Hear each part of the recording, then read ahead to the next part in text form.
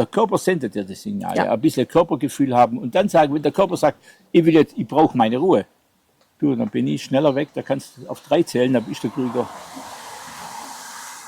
Da kannst du auf 3 zählen, da ist der Krüger fort, dann setze ich mir in meinem Auto rein, fahre zu einem guten Freund zu mir nach, der ist schon Rentner und dann bin ich 1, 2 Stunden bei dem, wir reden über Gott und die Welt, alles bestens.